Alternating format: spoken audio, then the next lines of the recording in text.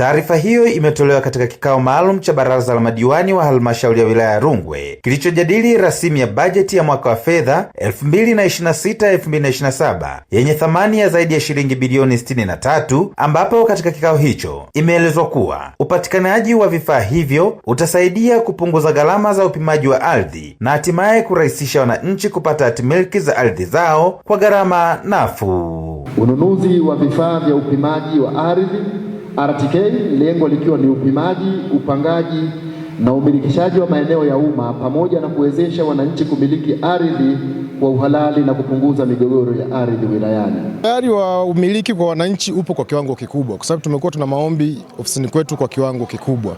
Kama ambavyo nimesema mwanzo, changamoto ni kwamba pindi unapompa mwananchi gharama za kuipata ile hatimiliki, ikiwa sambamba na yeye kutoa fedha kwa ajili ya kuweza kukodi ule mtambo wa upimaji, ndio imekuwa inaleta changamoto kubwa. Baadhi ya madiwani wamepongeza hatua hiyo wakisema itasaidia kumaliza migogoro ya muda mrefu ambayo imekuwa ikiwakabili wananchi katika maeneo yao. Kutokuwa smart kwenye usimamizi ndiko kunakopelekea hii migogoro. Tuna kesi nyingi sana mahakamani, na hiki kifaa sasa kinaenda kuwa mwarobaini wa hizi changamoto za migogoro ya ardhi kwenye wilaya ya Rungwe. Wapongeza sana wataalamu wetu kwa sababu wamejikita kwenye vifaa vya upimaji wa ardhi, kwa sababu Rungwe haiko kwenye upimaji wa ardhi. Kwa tunawapongeza sana wataalamu wetu. Akizungumza kwa niaba ya baraza la madiwani, mwenyekiti wa halmashauri hiyo Gabriel Mwakagenda amemwelekeza mkurugenzi wa halmashauri kuhakikisha fedha zinatengwa na kuelekeza kwenye vipaumbele vilivyopangwa ikiwemo ununuzi wa vifaa vya kupima ardhi. Bado halmashauri yetu tuna nidhamu pia katika matumizi.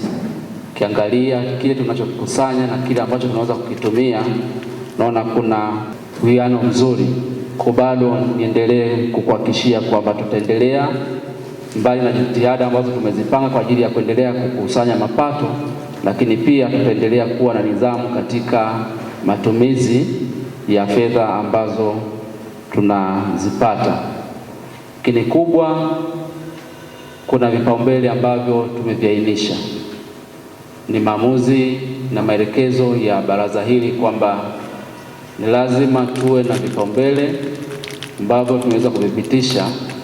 Kurugenzi, fedha zitengwe, na fedha zikitengwa, fedha zitolewe kwa ajili ya kutekeleza miradi ya maendeleo, hususan vipaumbele vya halmashauri.